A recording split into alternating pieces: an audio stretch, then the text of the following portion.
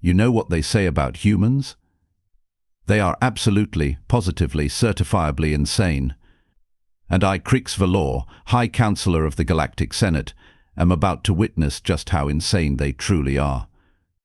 The alarm bells had been shrieking for exactly 17 minutes and 43 seconds when she arrived. Not that anyone was counting, except for me, because apparently I am the only being in this entire star system with half a functioning brain cell. The Royal Guard, all 6 foot tall, heavily armored, genetically enhanced warriors of the Zephyrian Empire, stood at attention in the grand hallway. Their plasma rifles hummed with deadly energy, their faces hidden behind those ridiculous ceremonial masks that cost more than most planets' annual budgets. "Sir," Captain Thorne barked, his voice crackling through the communication array. "The human ship has docked. She is walking toward the palace." Walking. I repeated, my forearms flailing in exasperation. Just walking, not running. Not cowering. Not begging for mercy. "No, sir, just walking." Very calmly, sir. Yes, of course she was. Because humans, those delightful little Deathworld savages, do not understand the concept of appropriate fear responses. Through the massive viewing portal, I watched her approach. Maya Torres, that was her name according to our intelligence reports, looked exactly like what you would expect from a creature spawned on Terra. Average height by human standards, which meant she barely reached the chest plates of our guards. Brown hair tied back in what humans call a ponytail, wearing nothing more than a simple black jacket, dark pants and boots that had seen better decades. No visible weapons, no armor, no backup. She walked like she owned the place. "Supreme Commander Vex," I spoke into my communicator, "are your scanners detecting any hidden weapons?" "Explosives? Biological agents? Surely she must be carrying something." "Negative, Counselor Valor," came the reply from our military mastermind, whose strategic genius had conquered 17 star systems. "She appears to be completely unarmed."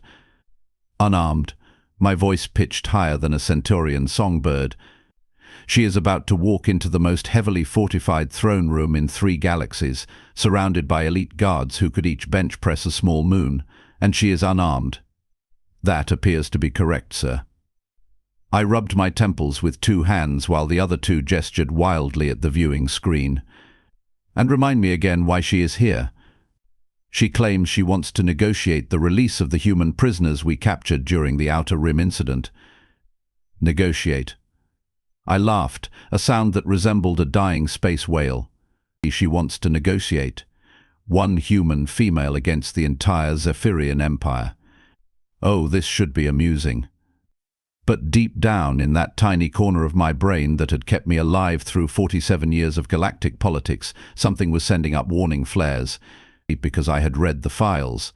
I knew what humans were capable of when they put their collective minds to it.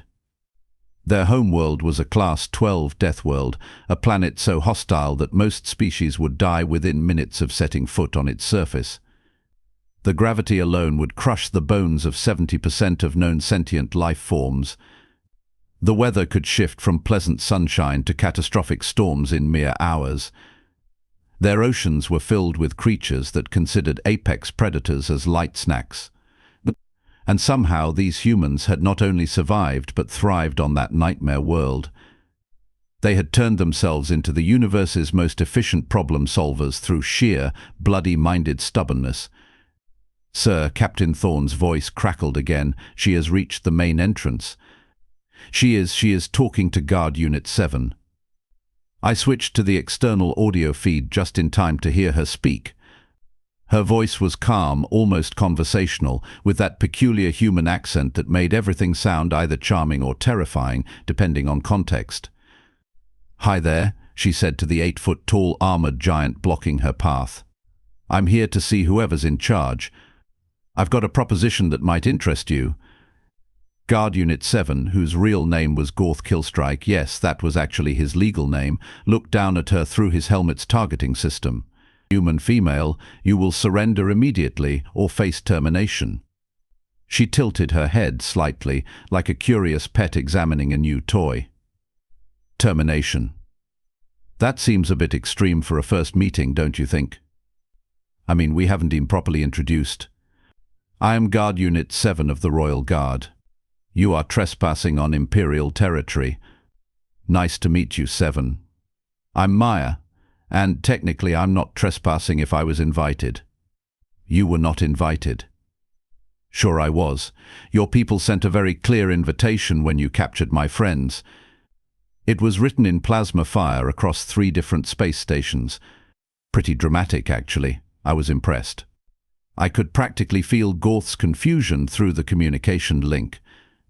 The poor bastard had been trained to handle direct threats, terrorist attacks, assassination attempts, and full-scale military invasions.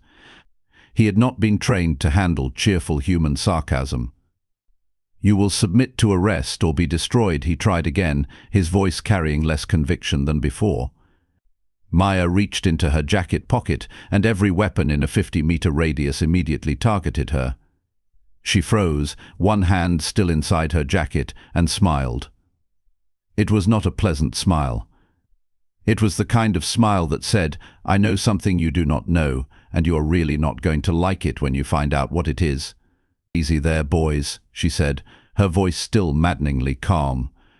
I'm just reaching for my credentials. She slowly withdrew a small data pad and held it up for Gorth to see. Maya Torres, official representative of the Terran Diplomatic Corps. I'm here under the Galactic Accords of Prisoner Exchange, Article 7, Subsection 3, which, if I remember correctly, grants me the right to negotiate for the release of captured personnel. Gorth stood there for a full 10 seconds, probably trying to process this information through his military-grade neural implants. Finally, he activated his communication link. Command, the human claims diplomatic immunity. What? I shrieked into my communicator. Diplomatic immunity. We are not at war with Terra. There is no formal treaty. She cannot claim diplomatic immunity. But Maya Torres, bless her Deathworlder heart, had done her homework. The Galactic Accords were a complex web of interstellar law that had been written by committee over 3 centuries.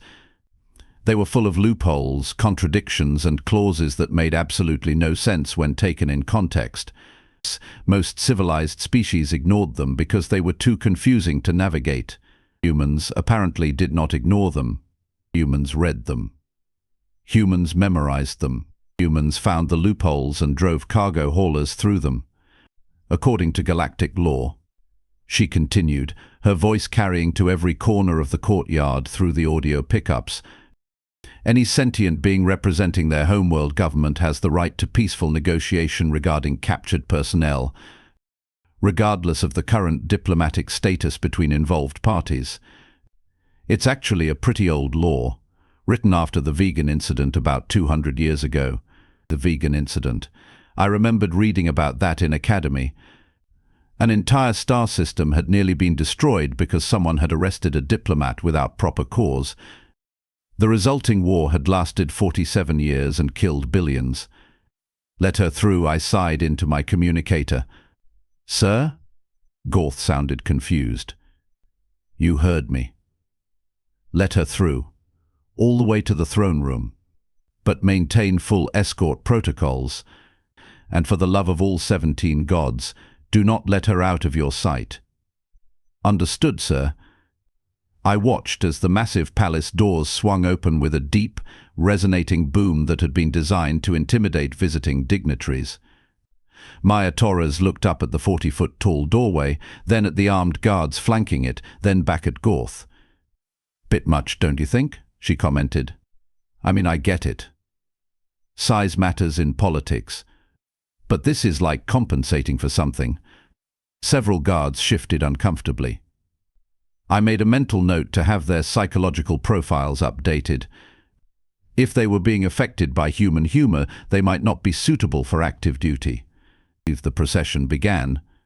Maya Torres walked in the center, surrounded by 12 of our finest warriors.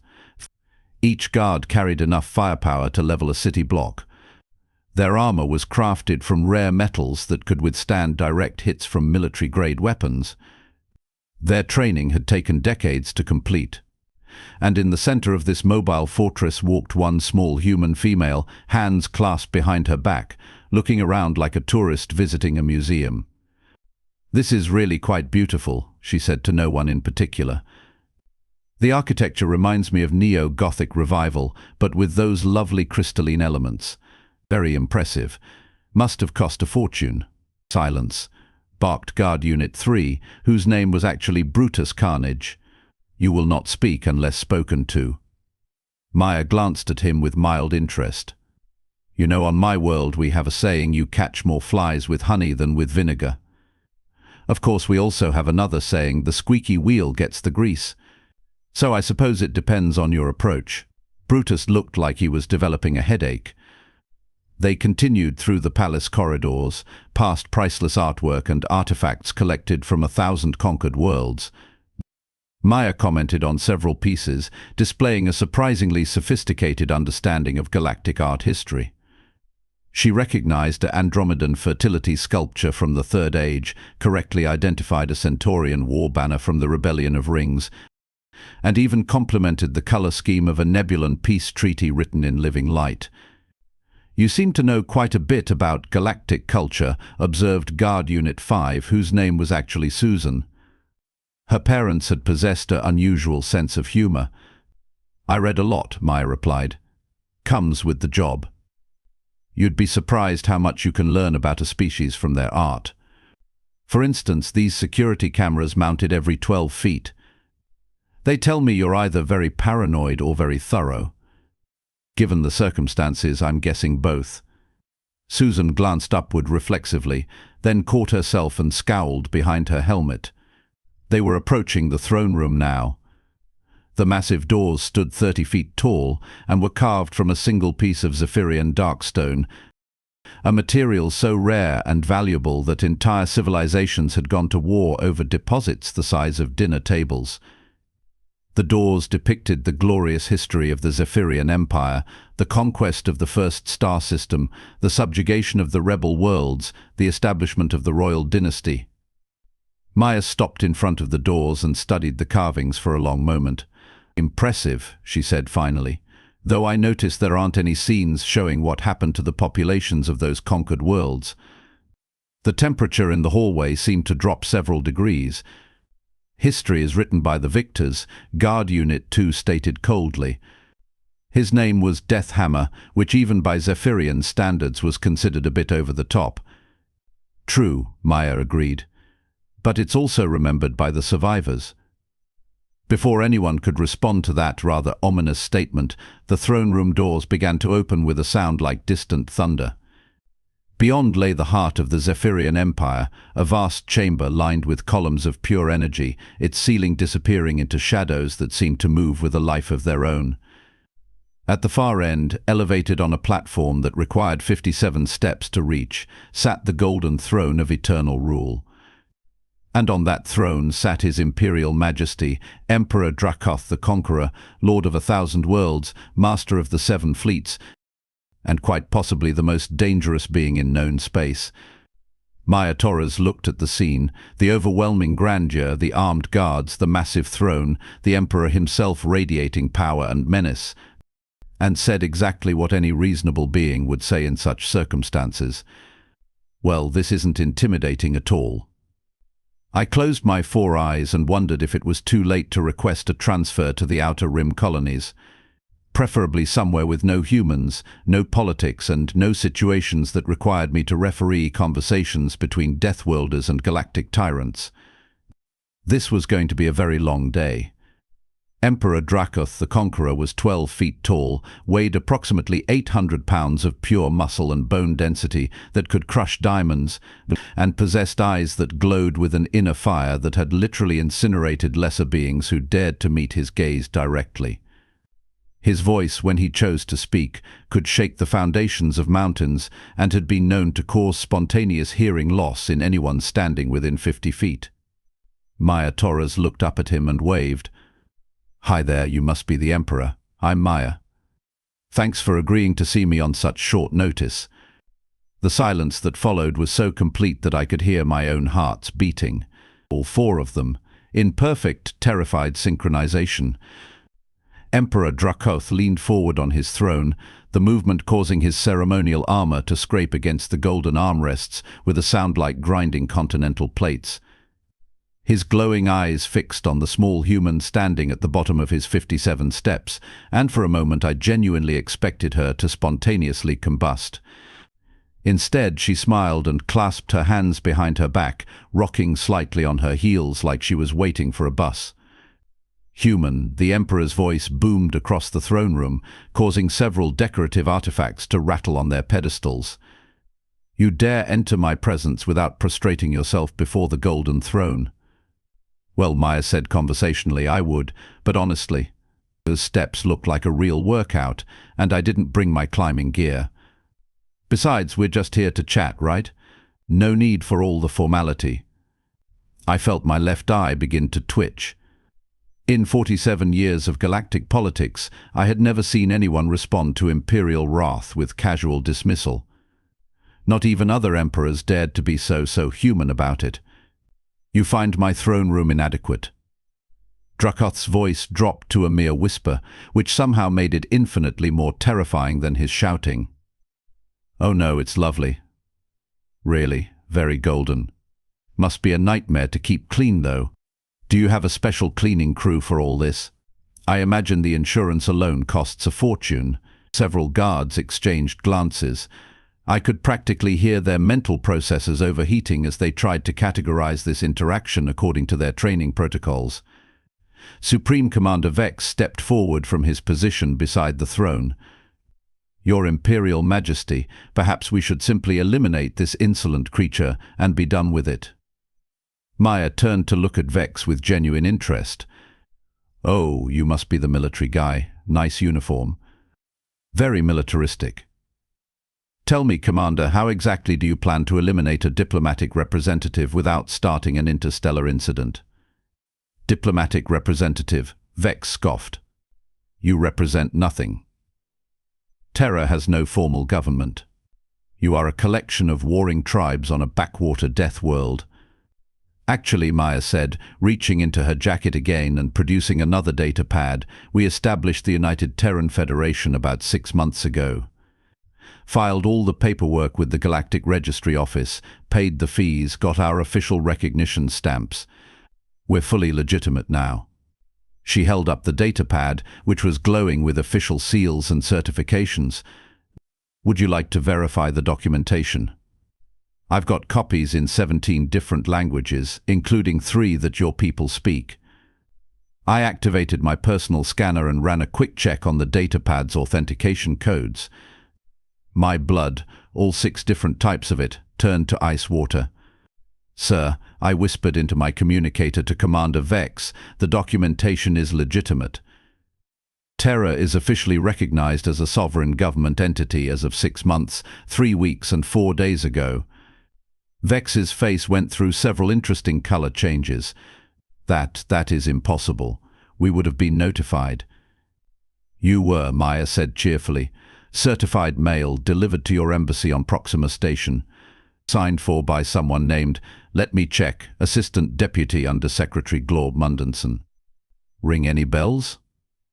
The silence that followed was broken only by the sound of Vex frantically activating his communication implant, probably trying to locate the aforementioned Glorb Mundenson and determine why critical diplomatic correspondence had not been forwarded to the appropriate authorities. Emperor Drakoth, meanwhile, was studying Maya with the kind of intense focus that he usually reserved for battle plans and execution orders. You planned this, he said finally. All of it. The timing, the documentation, the legal loopholes. You came here knowing exactly what our response would be. Well, I did my homework, Maya admitted. You'd be surprised how much information is publicly available if you know where to look. Your military deployments, your standard diplomatic protocols, your Emperor's daily schedule. It's all right there in various databases, just waiting for someone to connect the dots. You have been spying on us. Reading, Maya corrected. There's a difference. Spying implies stealth and subterfuge. Reading implies libraries and really good search engines. Humans are excellent at research. It's one of our better qualities. She gestured toward the throne room's magnificent architecture. For instance, I know this palace was built using forced labor from the Andromedan colonies. I know your Royal Guard recruitment program has a 67% fatality rate during training. I know your empire's economy is dependent on tribute from conquered worlds, which means you're constantly expanding to maintain revenue streams. And I know that 3 of your 7 fleets are currently dealing with rebellions in the outer spiral, which means your available military resources are somewhat stretched. The temperature in the throne room seemed to drop another 10 degrees. Every guard in the chamber had gone perfectly still, their weapons systems charging with barely audible whines. "Are you threatening me, human?" Emperor Drakoth's voice was quiet now, deadly quiet. "Threatening?" Maya looked genuinely surprised. "Oh no, not at all. I'm negotiating. There's a big difference. Threats are what you use when you want to start a war. Negotiations are what you use when you want to avoid one. And what makes you think I want to avoid a war with your pathetic little planet?" Maya's smile widened, and for the first time since she had entered the palace, I saw something in her expression that made my primary spine tingle with warning signals. It was the same look I had seen in the eyes of apex predators just before they struck. "Because," she said, "you've read our files too." The silence stretched out like a taut wire. "You know what happened the last time someone declared war on a Class 12 Deathworld," Maya continued. "The hegemony of worlds tried it about 300 years ago. Sent a fleet of 2,000 ships to pacify the local population of what they considered a primitive backwater planet. Know what happened to them?" Nobody answered, but I could see several guards shifting uncomfortably. "They disappeared," Maya said, "all of them. 2,000 of the most advanced warships in the galaxy, gone without a trace. The survivors who made it to the escape pods told stories about impossible tactics, weapons that shouldn't exist, and an enemy that fought like they had nothing left to lose. Because they didn't." She began walking slowly around the base of the throne platform, her hands still clasped behind her back. "The thing about Deathworlders, your Imperial Majesty, is that we don't fight wars the way everyone else does. We don't line up our ships in neat formations and exchange polite volleys until someone surrenders. We don't follow the accepted rules of engagement. We don't care about honor or glory or maintaining the status quo." Her voice remained conversational, almost casual, but every word hit the throne room like a hammer blow. "We fight like our entire species depends on it. Because usually it does."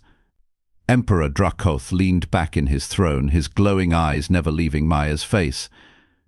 "You speak of war as though it is inevitable." "Oh, it doesn't have to be," Maya replied.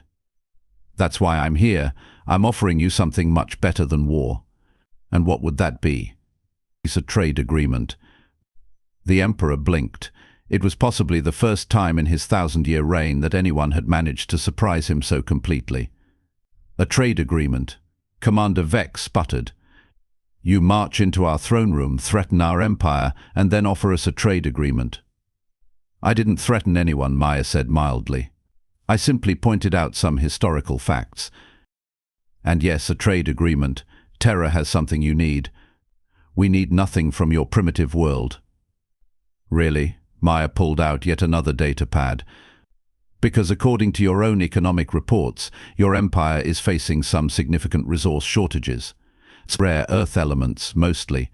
The kind used in advanced electronics, weapons systems faster than light engines." She tapped the datapad screen. "Turns out Terra has those resources. Lots of them. More than any other known world in charted space.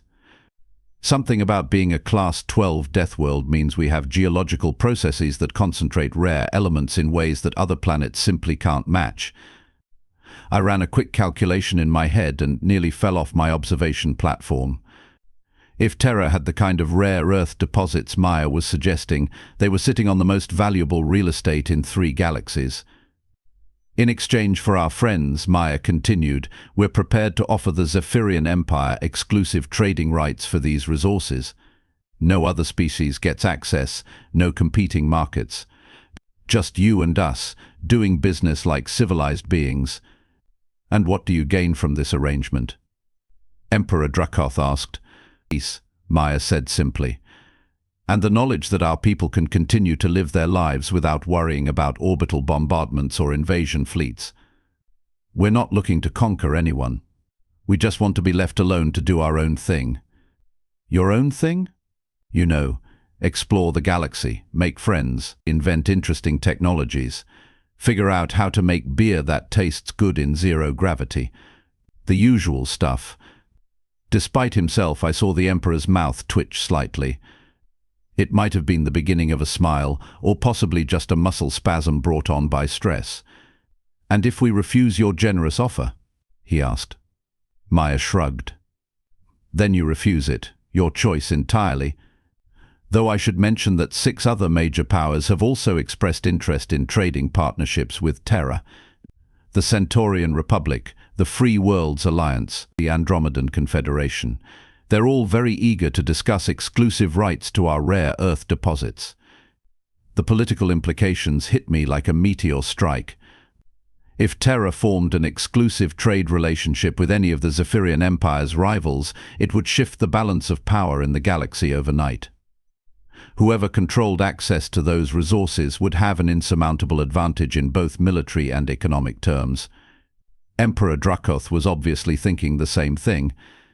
You would use our enemies against us. I would use basic economics, Maya corrected. Supply and demand.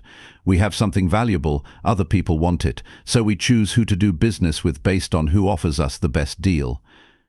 It's not personal, it's just business. And what constitutes the best deal from your perspective? Like I said, peace, security, the chance to develop our own civilization without interference, and maybe some cultural exchange programs. We're curious about other species. Your art, your music, your literature. Humans love learning new things. She paused, then added with a grin, plus we make really good food. You should try human cuisine sometime. I bet your people would love pizza. Bread, sauce, cheese, various toppings, baked until delicious. It's comfort food. Very popular. We could teach your chefs how to make it. I watched Emperor Drakoth process this information. Here was a being who had conquered star systems, who had made entire civilizations kneel before his throne, who commanded fleets that could reduce planets to cosmic dust. And he was being offered pizza recipes by a human diplomat. The absurdity of it was so profound that it actually made sense. Release the human prisoners, the Emperor said finally. Your Imperial Majesty. Commander Vex looked confused. You heard me. Release them. All of them. Full pardons, medical treatment if necessary, transportation back to Terran space. Sir, if I may ask why? Emperor Drakoth stood up from his throne, his massive frame casting shadows across the entire chamber. Because, Commander, I have just been out-negotiated by a species that measures success in pizza recipes and considers beer brewing a worthy scientific endeavor. He looked down at Maya, who was still standing at the bottom of the 57 steps, still smiling that same pleasant, unflappable smile. And because, he continued, any species clever enough to turn legal bureaucracy into a weapon is probably clever enough to keep their promises. Maya Torres bowed slightly, the gesture somehow managing to be both respectful and completely lacking in submission. Thank you, Your Imperial Majesty. I think this is the beginning of a very profitable relationship. As the guards escorted her out of the throne room, I heard her chatting with them about the finer points of throne room acoustics and whether the echo effect was intentional or just a happy accident of the architecture. Later, as I filed my report on the day's events, I reflected on what I had witnessed. A single human had walked into the heart of the most powerful military empire in known space, faced down an emperor who had conquered 1,000 worlds, and negotiated the release of prisoners using nothing more than paperwork, economic theory, and an offer to share pizza recipes. It was, without question, the most human thing I had ever seen. And that, more than anything else, was what convinced me that the Zephyrian Empire had just made a very wise decision. After all, anyone who could weaponize bureaucracy and pizza was probably not someone you wanted as an enemy.